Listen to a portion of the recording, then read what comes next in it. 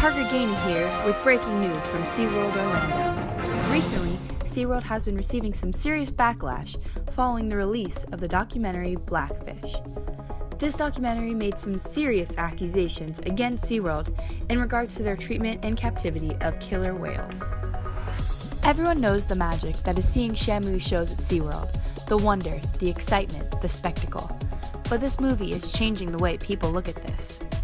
Instead of awing at the spectacle, now people are criticizing SeaWorld and every move they make. These newfound animal rights activists are now saying that the orcas at SeaWorld are being mistreated and deprived of food.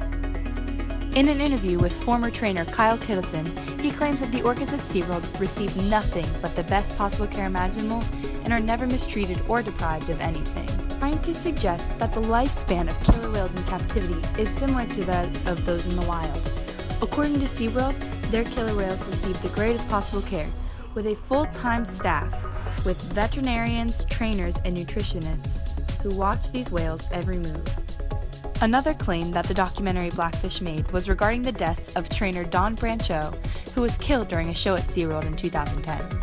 Blackfish says that SeaWorld tried to cover up Miss Brancheau's death and even goes so far to say that they blame her for the incident. SeaWorld denies these claims, but our reporters are continuing to investigate. SeaWorld is releasing a film to combat the accusations in the documentary Blackfish. This film is entitled Free SeaWorld. This documentary will be released in August. For more information on this story, go to www.csmnewsroom.com.